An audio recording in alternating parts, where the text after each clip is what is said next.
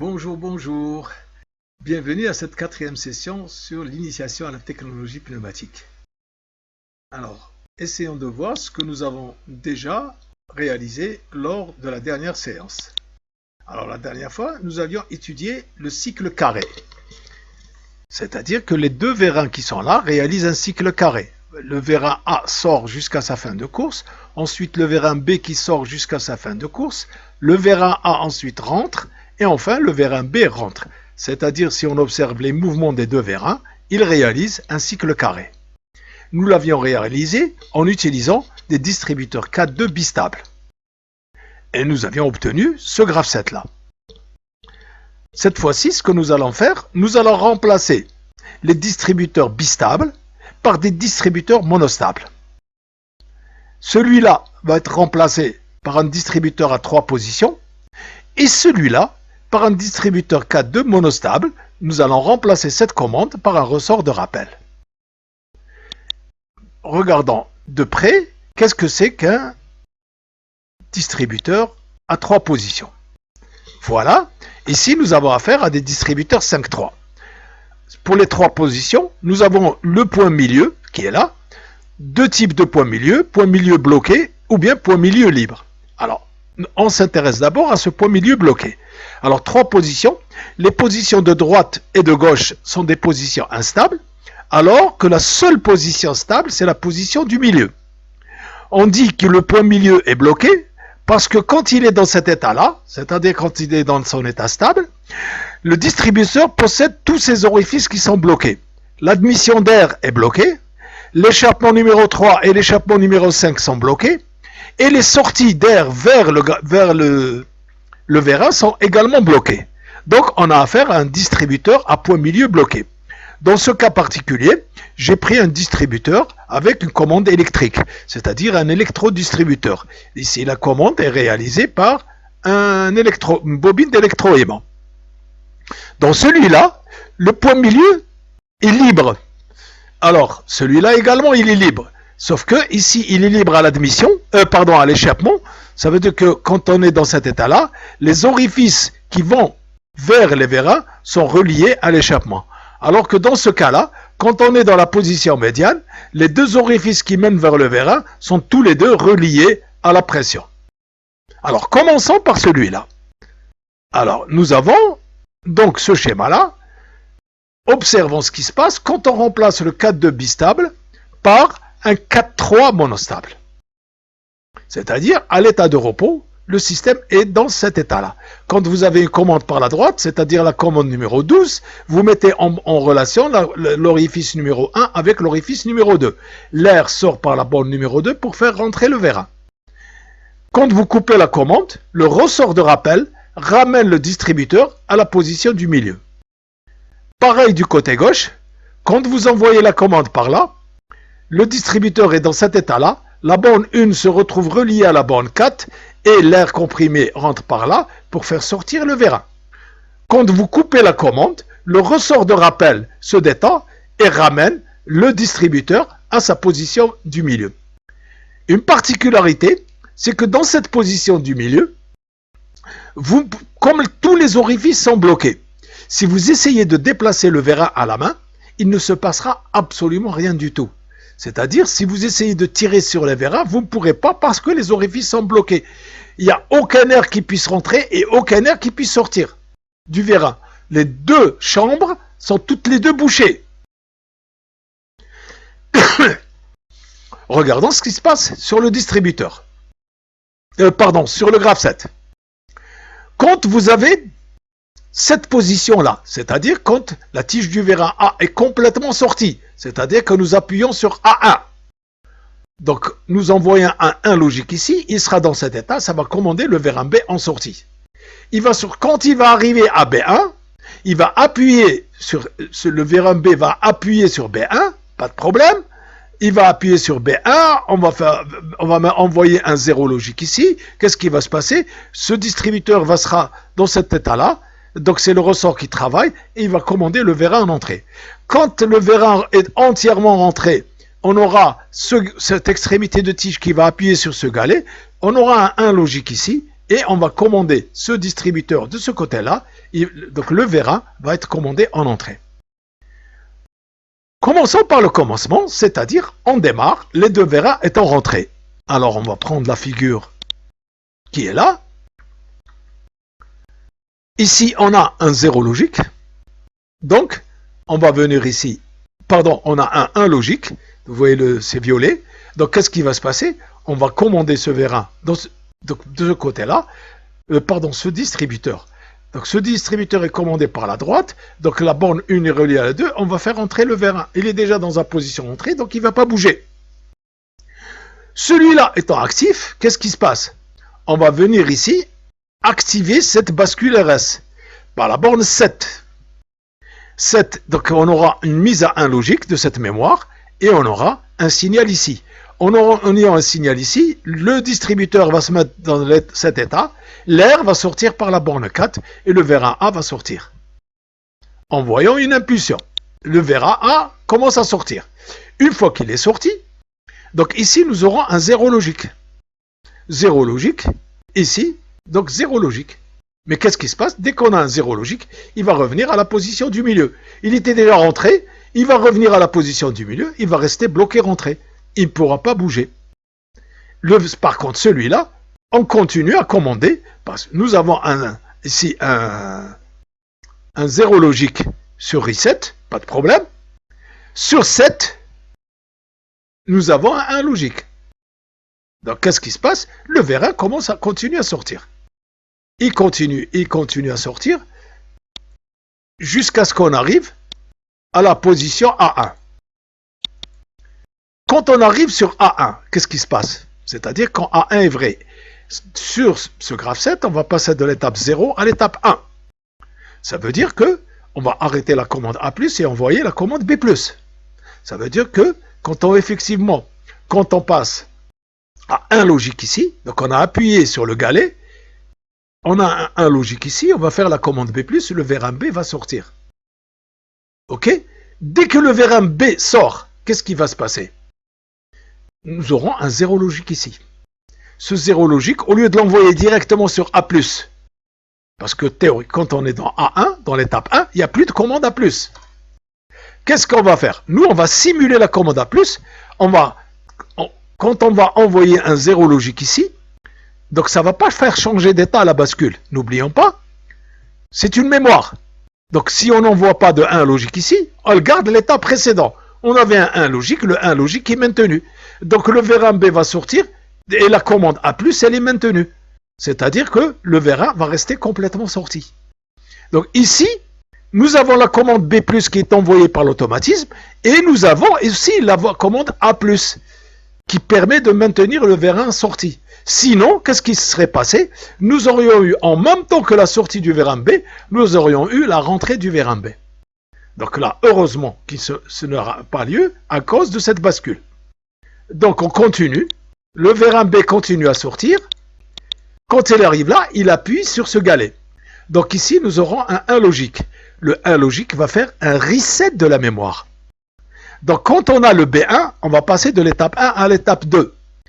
À l'étape 2, j'ai dit, on va avoir une commande à moi, mais ce n'est pas une commande qui est envoyée par l'automatisme. Ça, attention, c'est pour cela que je l'ai mise en pointillé. Elle ne devrait même pas exister sur le graphe 7. Donc quand je vais faire un reset sur cette mémoire, ici je vais avoir un 0 logique. Quand j'aurai un 0 logique ici, qu'est-ce qui va se passer? Le distributeur va passer de l'état de gauche à l'état de droite, sous l'effet du ressort de rappel. En étant dans l'état de droite, l'air va sortir par la borne 2 et commander le V1 en entrée. Regardons ce qui se passe. On a changé d'état, effectivement le ressort s'est détendu et le V1A va rentrer. Il va continuer à rentrer jusqu'à ce qu'on atteigne A0. Quand on a atteint A0, qu'est-ce qui se passe? Sur ce graphe 7, on passe de l'étape 2 à l'étape 3. Donc, on va faire la commande B-. Pourquoi?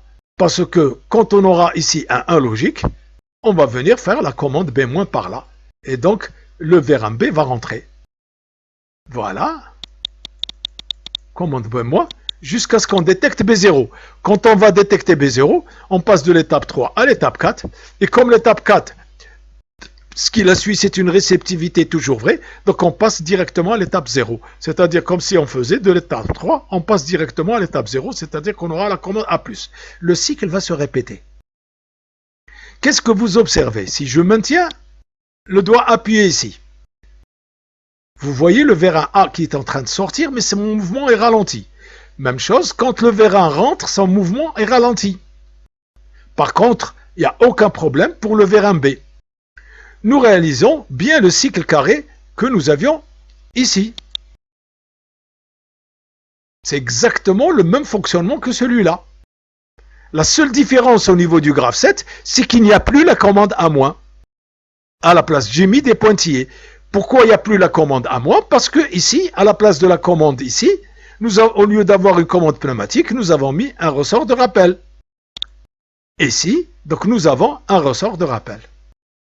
Mais le fonctionnement est exactement identique à celui de tout à l'heure.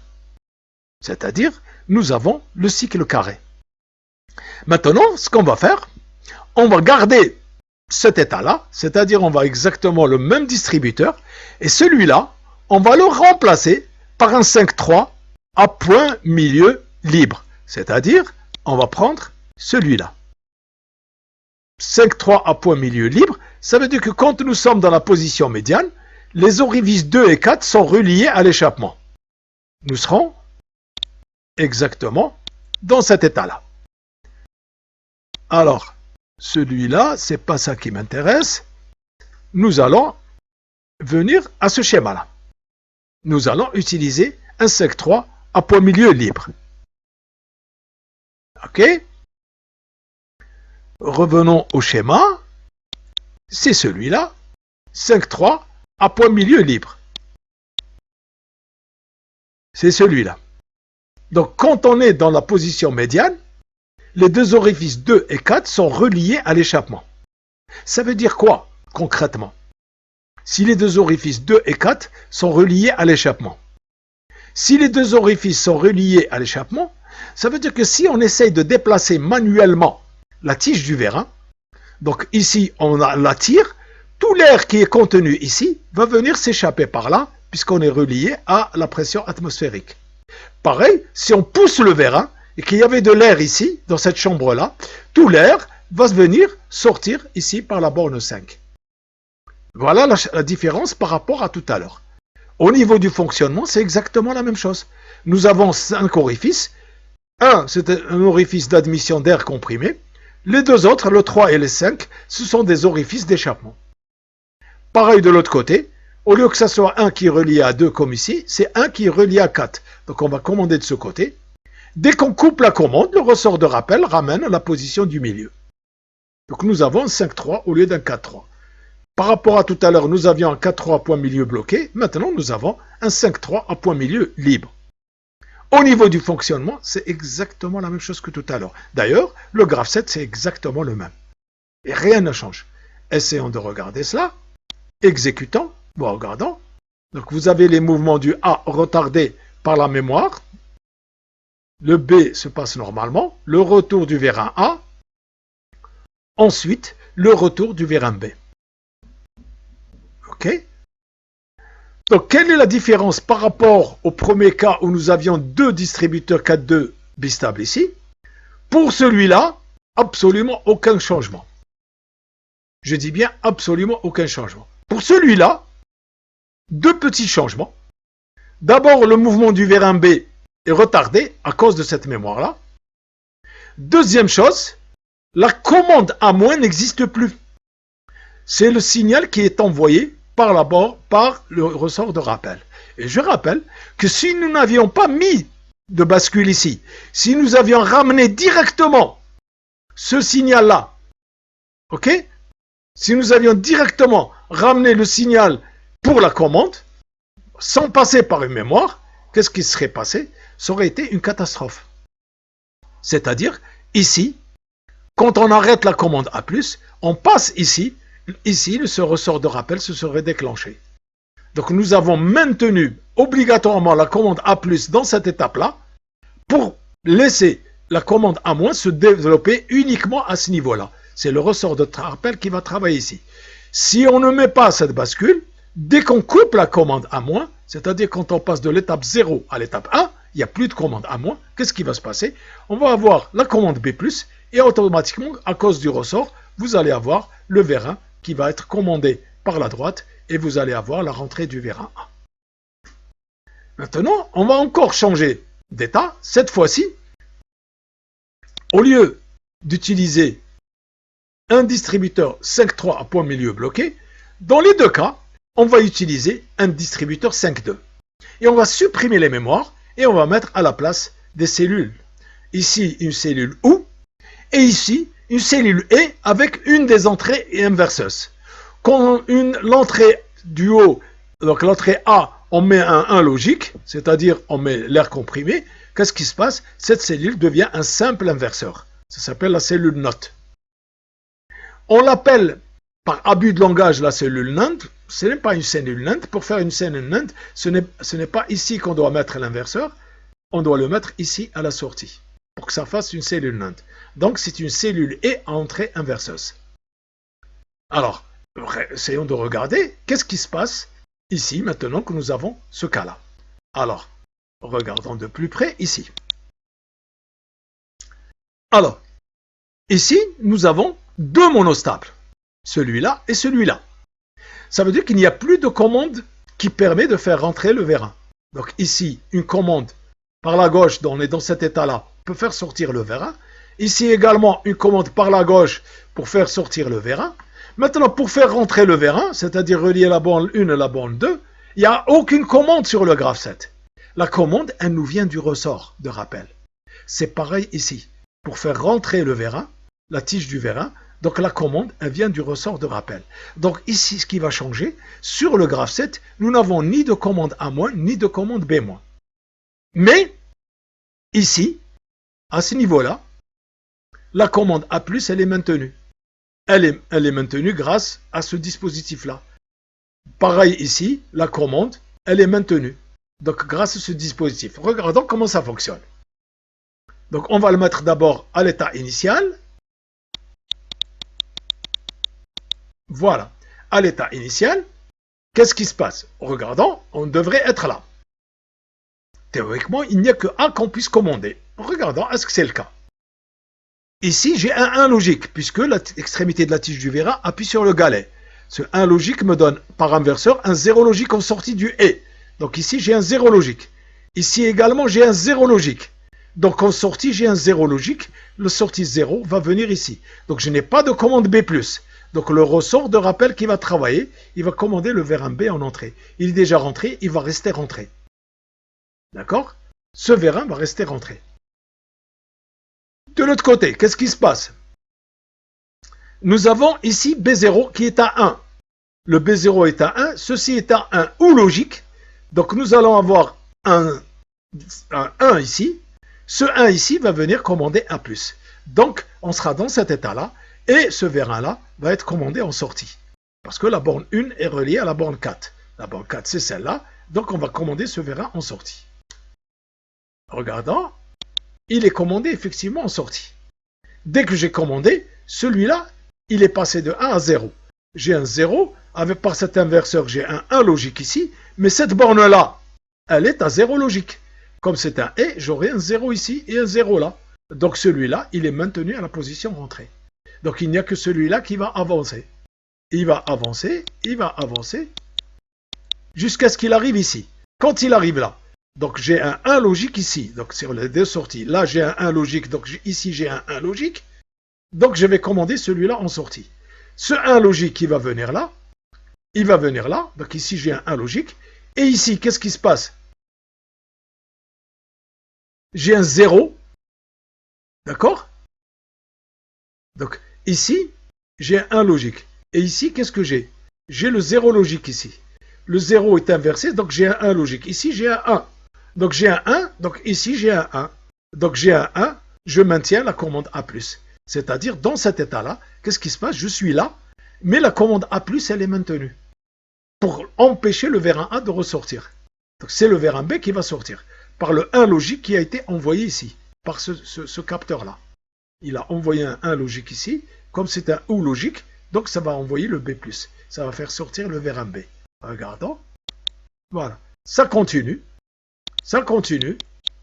Ici, il n'y a pas de problème. J'ai un 0 logique. Donc ici, j'ai un 0. OK. Celui-là, il me donne un 0 logique ici. Et ici, j'ai un 1 logique. Le 1 va maintenir le A en sortie. Le 1 logique, pourquoi je l'ai ici? Parce que ici, j'ai le 1 logique, celui du haut. Et celui du bas, j'ai un 0 qui est inversé. Ça me donne un 1 logique. Donc en sortie, j'ai un 1. Donc celui-là est maintenu sorti. Donc je continue à sortir le vers B jusqu'à ce qu'il appuie sur B1. Quand il appuie sur B1, j'ai un 1 logique qui vient là. D'accord? J'ai un 1 logique qui vient là. Donc c'est celui-là. Et qu'est-ce qui se passe? Ici, j'ai un 1 logique qui est inversé. Donc ici, j'ai un 0 logique sur celui-là. Et ici, j'ai un 1 logique. 1 fois 0, ça me donne 0, comme c'est un 1. Donc 0 ici, et 0 là. Donc ça me donne 0 ici. Si j'ai un 0 ici, qu'est-ce qui se passe? Il n'y a plus de commande ici. Donc ici, j'ai un 0 logique. Donc le distributeur va changer. Il va passer de cet état à celui-là, grâce au ressort de l'appel. Si on est dans cet état, le vers 1A va être commandé en entrée. Donc on est dans cet état-là. Le B1 est à 1. Je passe de cette étape-là à celle-là. OK? J'ai une commande à moins ici, mais qui ne vient pas de l'automatisme. Elle vient du ressort. Regardons. Prochaine étape, j'ai la commande à moins. La commande à moins va se dérouler jusqu'à ce qu'on atteigne A0. Quand on aura atteint le A0, qu'est-ce qui va se passer? Quand on aura un A0, j'aurai un 1 logique ici. Par cet inverseur, il devient 0. Comme c'est un et, donc j'aurai 0 ici. Et ici, j'ai un 0, puisque le galet n'est pas appuyé. Donc en sortie, j'ai un 0. Donc celui-là, qu'est-ce qui va se passer? Il va changer d'état. Et qu'est-ce qui va se passer? Donc il va passer dans cet état-là et j'aurai la commande B-. C'est-à-dire quand j'ai A0 qui est à 1, c'est le cas ici, je passe cette étape-là à cette étape-là du graphe 7 et j'aurai une commande B- mais qui ne me vient pas du système automatisé, elle me vient du ressort de rappel qui est là. Donc, voilà, le vers B va rentrer. Et ainsi de suite. Dès que je détecte B0, qu'est-ce qui se passe? Je retourne ici, comme sa réceptivité est égale à 1, c'est exactement comme si je passais directement de l'étape 3 à l'étape 0. Et j'aurai encore une fois A+. Vous remarquerez que par rapport à l'étape précédente, aucun vers1 n'est retardé dans son mouvement.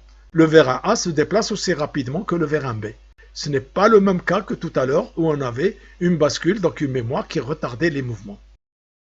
D'accord? Nous avons toujours notre cycle carré, mais cette fois-ci, par rapport à tout à l'heure, nous n'avons pas de commande A et nous n'avons A- et nous n'avons pas de commande B-.